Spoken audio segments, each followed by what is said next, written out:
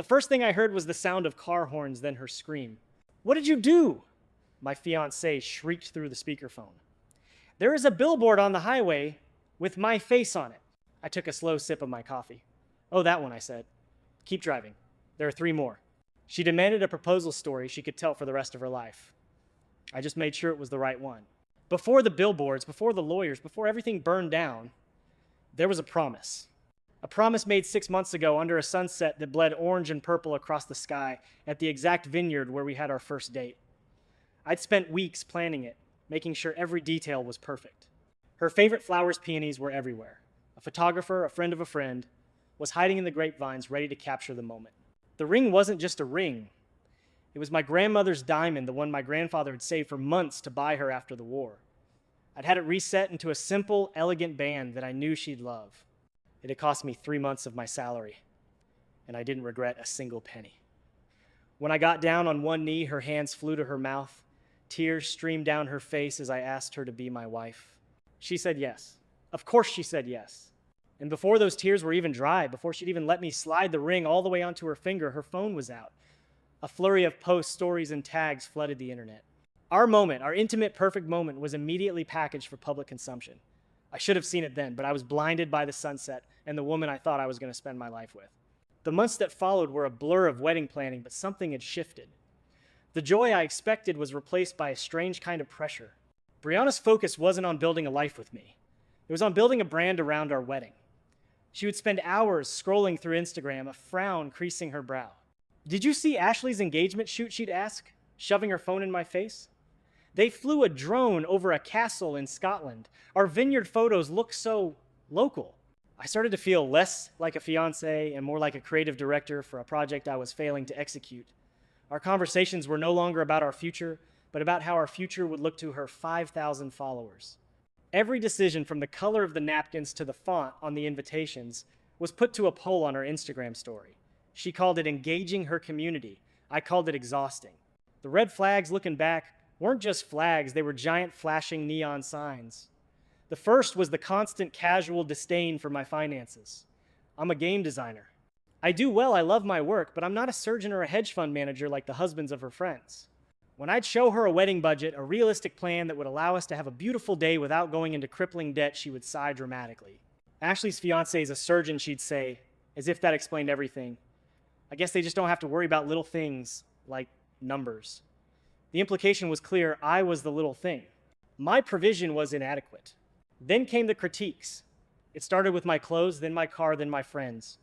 My weekly game night with the guys I'd known since college was suddenly a brand misaligned activity.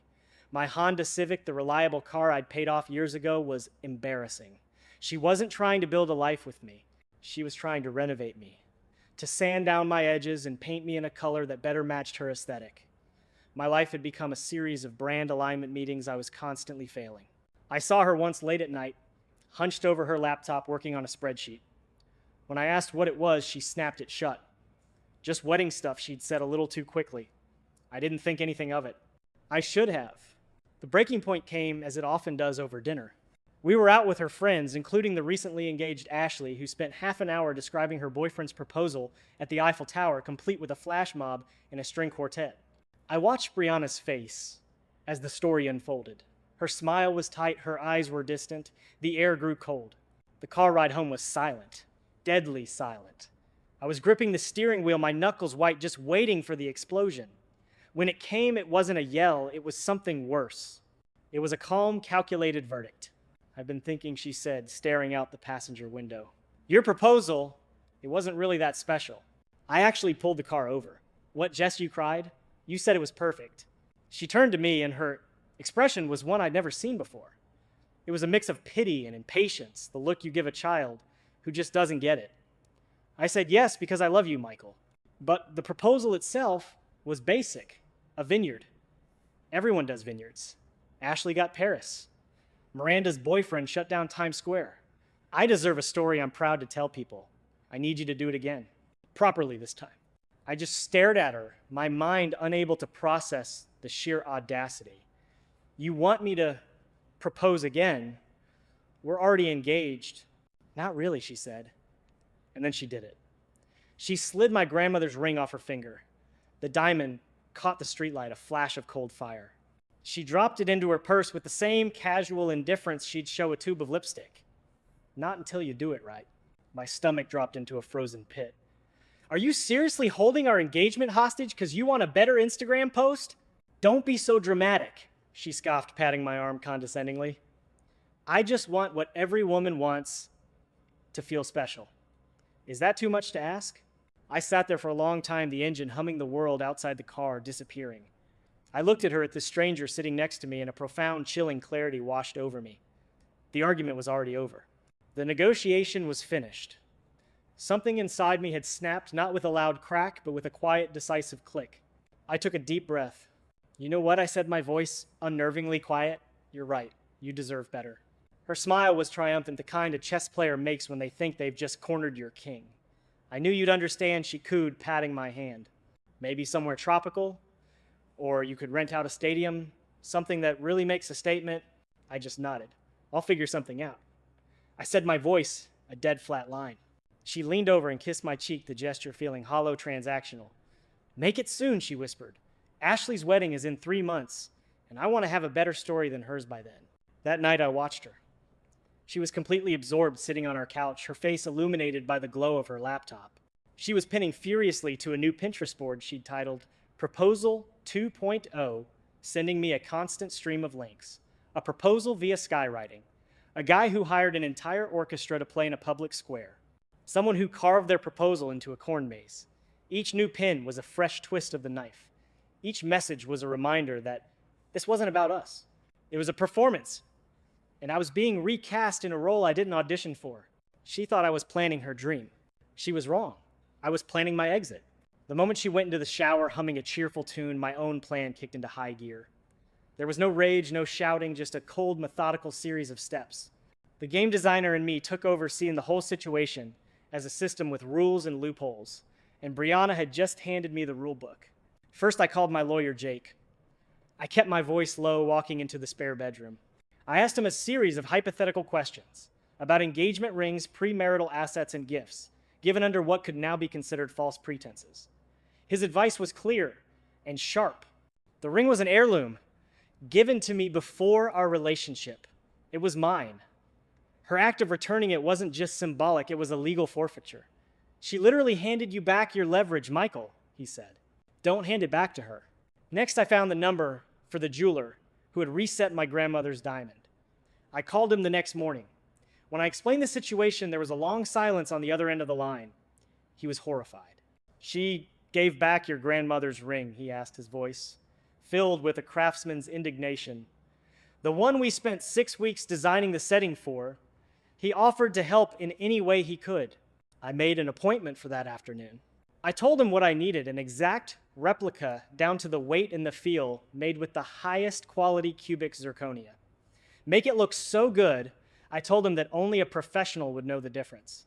He promised it would be ready in 48 hours. Then came the main event. I opened my laptop and started researching billboard advertising companies, not the small digital ones. I wanted something big, something permanent, something you couldn't scroll past or delete. I found a company that managed 3 of the largest billboards on Route 9, the exact route Brianna took to her downtown office every single morning. The sales rep, a guy named Dave, was confused at first. You want to propose? On a billboard, he asked, a skeptical tone in his voice. Not exactly a proposal, I said. More of a public service announcement. I emailed him the designs I had mocked up. High-resolution photos of Brianna from her own Instagram paired with texts taken from her own messages. He was silent for a moment, and then I heard a choked sound. He put me on hold. A minute later, he came back, his voice strained from holding back laughter. Sir, he said, trying to sound professional, I have to run this by my manager for legal approval. But this is the most incredible thing I have ever seen.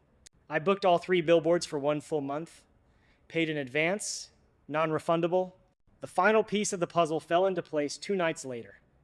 Brianna had just gotten out of the shower. She was wrapped in a towel, scrolling through her phone, probably looking at pictures of celebrity engagement rings. Her purse was on the nightstand. My grandmother's ring was inside, tucked away in a side pocket like a cheap trinket. My heart was pounding, but my hands were steady. While she was busy sending me a picture of a diamond the size of a small car, I made the switch. I slipped the cold, heavy weight of the real ring out of her purse and replaced it with the perfect soulless sparkle of the replica. I held my grandmother's ring in my palm. It felt like I was holding a piece of my own history, a piece of my family's love story that I had almost given away to someone who saw it as nothing more than a status symbol. I closed my fist around it. The game was set, the pieces were in motion, and Brianna had no idea she had already been checkmated. A shift happened in our apartment after that night. The tension I felt was replaced by a strange, almost surreal sense of calm. For me, it was the peace that comes from making a decision. For Brianna, it was the smug satisfaction of a queen whose decree had been obeyed. She saw my quiet agreement not as the calm before the storm, but as the dawn of her new, upgraded life. The next morning, she was practically floating. She hummed while making coffee, a little smile playing on her lips. She spent an hour on the phone with her mother, Denise, and then another hour with Ashley. I could hear her from the other room, her voice bright and theatrical. "Mom, you won't believe it," she chirped. "He's finally stepping up. I told you all he needed was a little firm guidance. He's planning the whole thing over again. Something spectacular this time." I just sat at my desk, sketching out character designs for my game, and listened to her construct a fantasy. She was the hero of her own story, the brilliant woman who had successfully trained her underperforming partner. That afternoon, my phone started buzzing with notifications.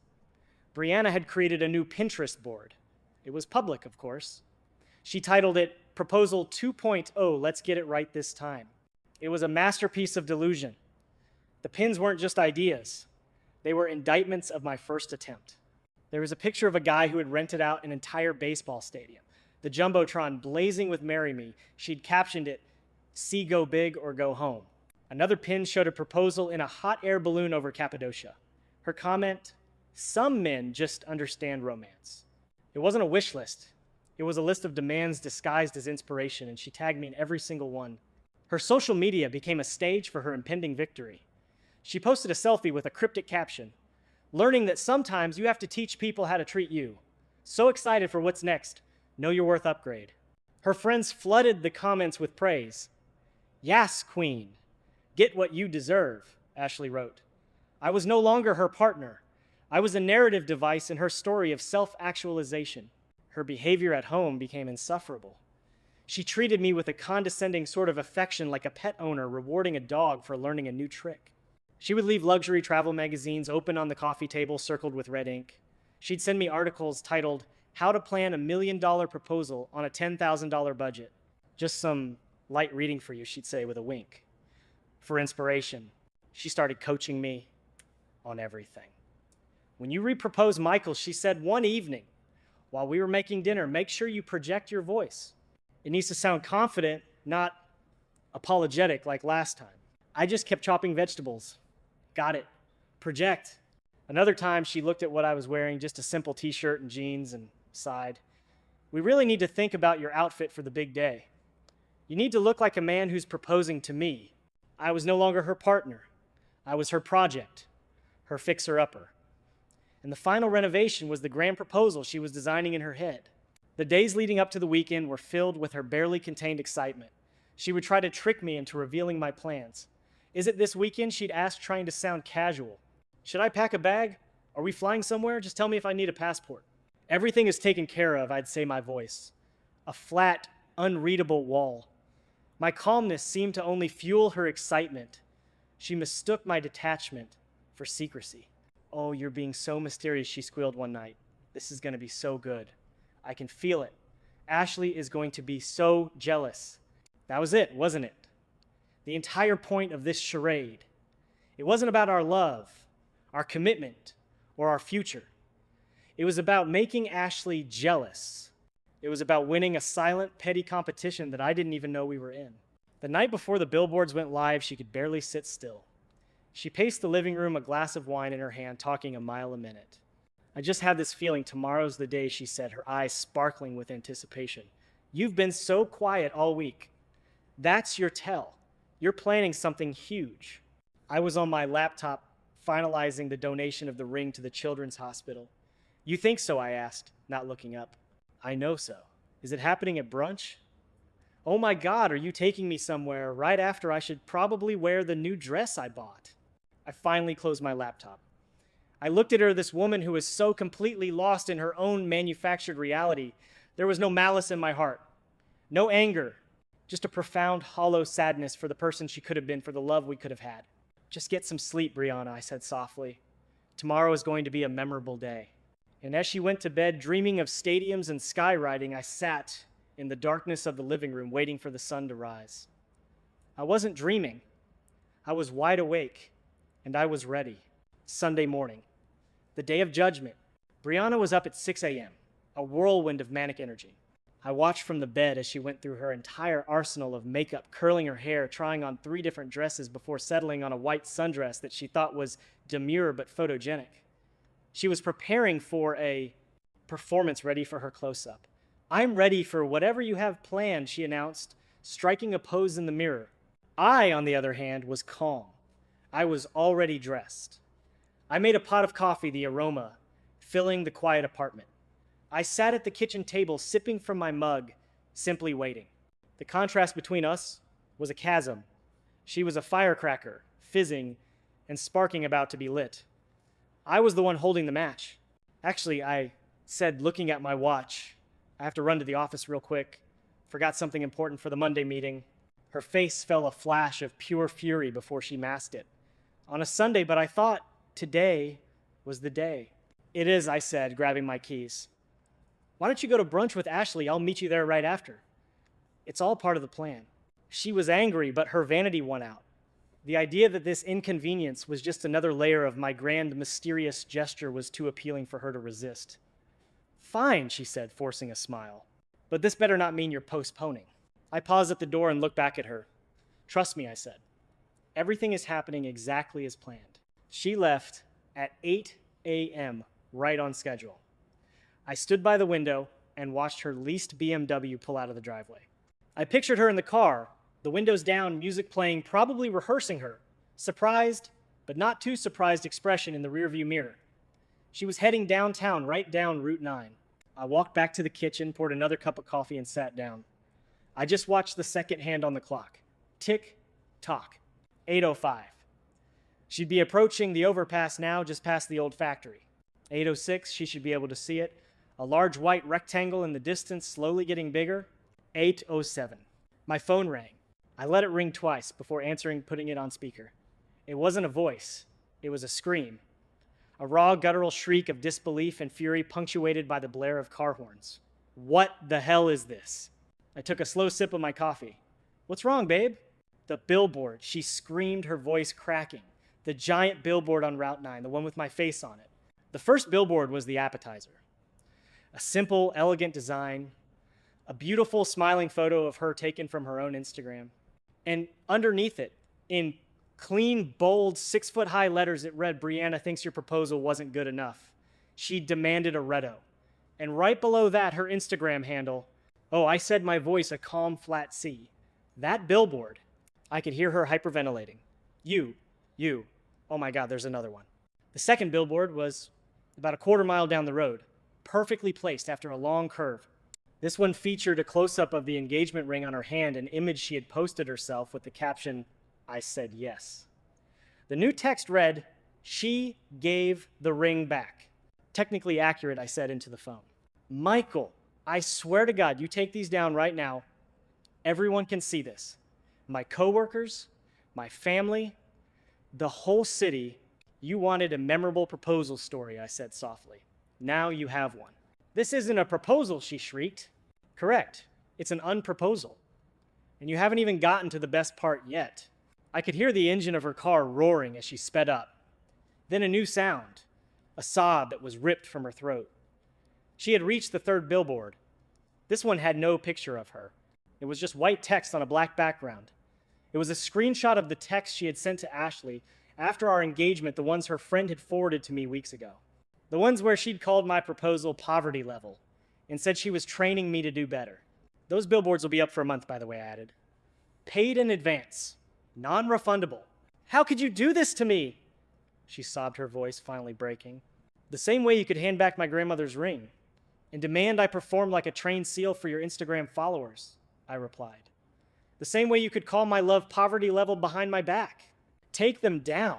Can't I said? Like I said, non-refundable. Oh, and check the 4th billboard on Main Street when you get into town. That one's my personal favorite. I hung up. I could imagine her foot slamming on the accelerator, tears streaming down her face, racing toward the final act. The 4th billboard was simple. It didn't have her face on it. It had mine. A picture of me smiling, looking relaxed and happy. The text was short and to the point. Michael is now single. His grandmother's ring is being donated to the children's hospital. I got another call about 10 minutes later. I didn't answer, but the voicemail she left was gold. It was just frantic, rustling sounds. Then a scream that was different from the others. It wasn't rage. It was the raw animal sound of someone realizing they've been completely and utterly outplayed. She had checked her purse, she had found the fake, and she finally understood that the game was over. I expected chaos. What I got was a digital wildfire. Within an hour of my last call with Brianna, photos of the billboard started appearing on social media. It started locally on community Facebook groups and local news pages. Someone coined the hashtag Billboard Breakup. By noon, it was trending nationally. My story, or rather her story, was no longer mine to control. It belonged to the internet now. Brianna, to her credit, tried to fight back. She posted a tearful black and white video to her Instagram. She talked about being the victim of a cruel, calculated campaign of public humiliation. She used words like emotional abuse and toxic control. She said it was all a terrible misunderstanding, that her demand for a new proposal was just a communication breakdown. For a few hours, she even had some sympathy. But the internet is a courtroom where evidence is king, and the evidence was not on her side. People started digging. They found her Pinterest board proposal 2.0 and the comments she'd made. They found the screenshots of her texts to Ashley, the ones I'd put on the 3rd billboard, and they spread them like gospel. The comments on her tearful video turned from sympathetic to savage. "Girl, he offered you a vineyard, and you called it poverty level," one comment read. "Read the room." Another said emotional abuse is him paying for your lifestyle while you secretly call his love inadequate. He just made it public. But the real nail in the coffin, the Exhibit A that destroyed any shred of credibility she had left, was the spreadsheet. I don't know who leaked it. Maybe it was a disgruntled former friend. Maybe it was Ashley herself. But it appeared on a popular gossip blog, and it was devastating. It was a meticulous multi-tab document ranking the proposals and rings of her entire friend group. Points were awarded for carat-size location exclusivity and estimated cost. She had even calculated a return on investment score for each relationship. My vineyard proposal was given a C- with a note that said, "High potential needs significant work to become brand aligned." She had given herself a hypothetical A+ for the reproposal that hadn't even happened yet. It was the ultimate receipt. It proved that for her, love wasn't a feeling. It was a competition, and she was losing. Brianna's shock didn't just come from the billboards, but from the speed at which her story was ripped from her control. And that's when I realized a greater truth about power in the 21st century. The stage for judgment is no longer in a living room, but in the palm of millions of hands. This is the nature of the court of screens. In the past, a story like this would be whispered among friends, distorted by gossip, and eventually fade away. But today, the evidence is digital, permanent, and accessible. The 30 people in a room might be swayed by social pressure or personal loyalty, but the thousands of strangers scrolling through their feeds are not. They become an objective jury, and they only judge based on what they can see. The billboards were the indictment. The screenshots were the testimony. The spreadsheet was the confession. In this new court, power doesn't just belong to those with money or status. It belongs to those who hold the digital proof. And in a world where everything can be recorded, your actions are the only legacy that matters. The verdict from this court was swift and unanimous. Brianna was guilty. The fact that Ashley and her other friends turned their backs on Brianna faster than a meme goes viral wasn't simple betrayal. It was the predictable collapse of something sociologists call fragile social capital. You see, there are two kinds of social networks. There's bonding capital, built on genuine trust, loyalty, and shared history. That's what I have with my friends, the guys who would show up with pizza and beer, no questions asked. Then there's bridging capital, which is what Brianna had. It's a network built on surface-level benefits, image status, and the perception of success. Her friends weren't really her friends. They were her audience. They were connected to her because She was creating a compelling brand of aspirational living, a brand that I was unknowingly funding. When the billboards went up, her brand didn't just crack, it imploded. She was no longer an aspirational figure. She was a cautionary tale, a meme. The benefits of being associated with her vanished overnight, replaced by the liability of being tied to a public joke. So her network did what all logical, self-interested networks do. They cut their losses. They weren't abandoning a friend. They were simply acting on the true nature of their relationship. When the perceived value is gone, the connection is terminated. It's a harsh lesson in building a life on a foundation of likes instead of love. Ashley posted a public statement on her own Instagram. It was a masterclass in social distancing. I am shocked and deeply hurt by the manipulative behavior that has come to light, she wrote. This is not the person I thought I knew, and I am taking time to reevaluate the friendships in my life. The other friends followed suit, each posting their own version of a public denouncement. Within 48 hours, Brianna was completely, utterly alone. Her social media accounts were deleted. Her phone went silent. The empire of image she had worked so hard to build had been reduced to digital rubble. I didn't destroy her life. I just held up a mirror. The billboards were just the frame. In the week that followed the billboard incident, our two worlds, which had once been so intertwined, fractured and drifted apart into separate universes. Brianna's universe was one of implosion. Her attempt to control the narrative had backfired spectacularly. The company she worked for, a luxury branding firm that prided itself on image and reputation, was not amused. They couldn't fire her outright for what she did in her personal life, but they didn't have to. Citing the negative public attention and the damage to her professional credibility, they demoted her. She went from a senior consultant schmoozing with high-profile clients to a junior associate filing paperwork in a back office. Her salary was cut in half, and with it, the lease on her precious BMW was no longer sustainable. It was repossessed a week later. Her friends, the ones who had cheered her on, were now silent. The spreadsheet had been a social atom bomb revealing the toxic competition she had fostered. No one wanted to be associated with her. She was an outcast, a pariah, in the very social circle she had sacrificed our relationship to impress. But the cruelest blow came from her own family.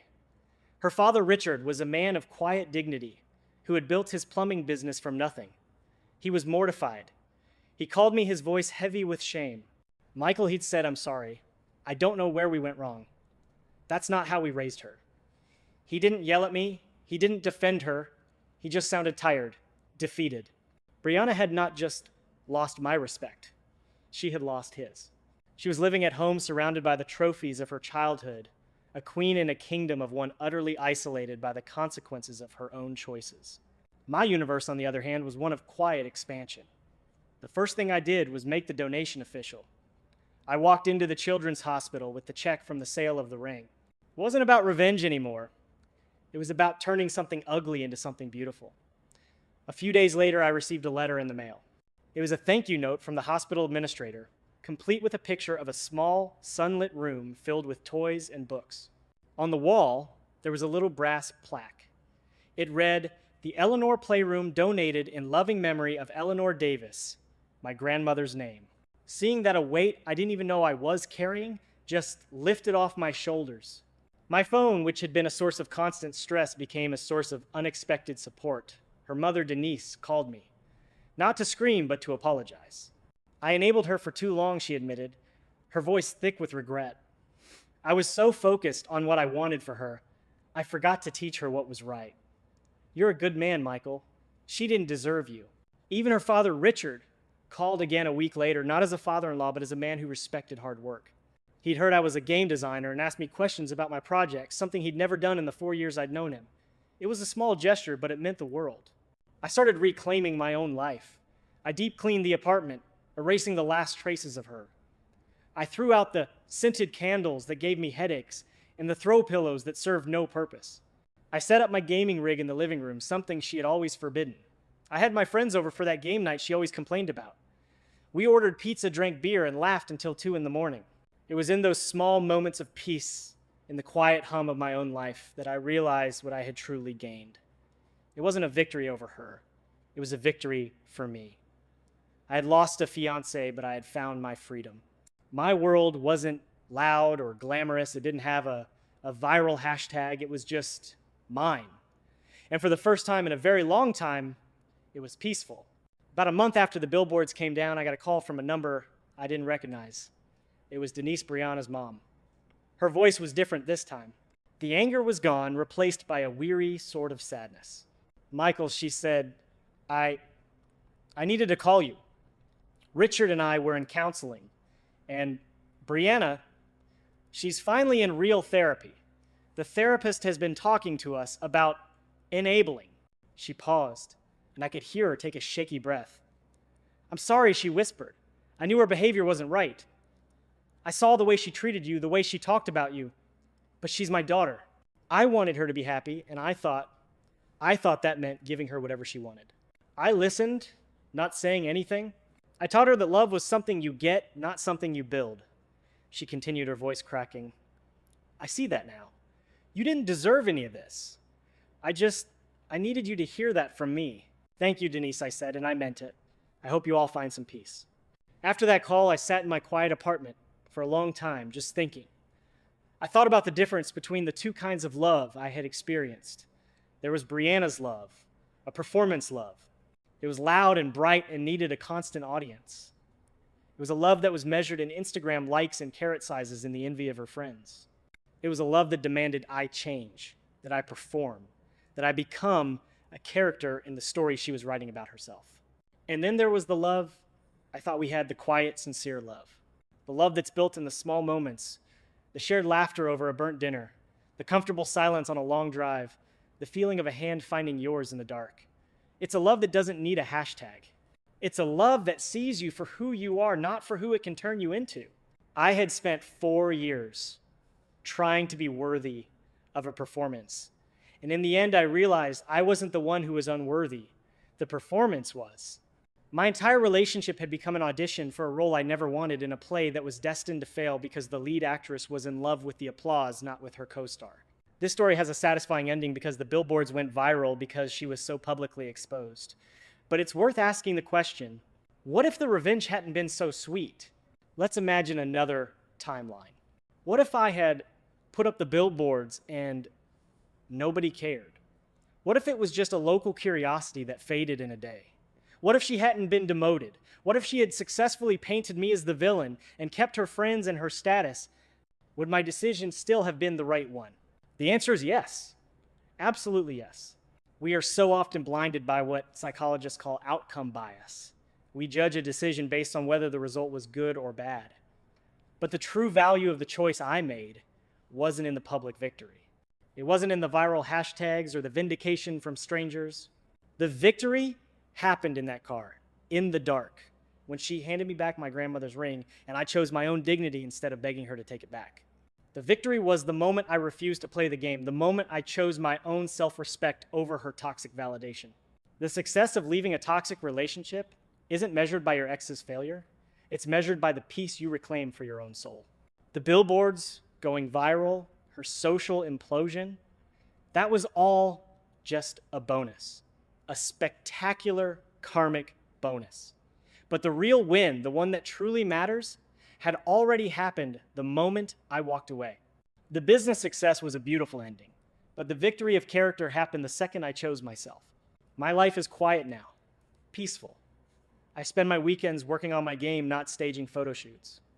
I hang out with my friends, not an audience. My apartment is filled with things I love, not things that are brand aligned. And every now and then I look at the picture the hospital sent me. The picture of the little playroom with the small brass plaque bearing my grandmother's name. A symbol of a love story that was real, that was built to last. And I know without a doubt that I made the right choice. I didn't get the girl I thought I wanted. I became the man I needed to be.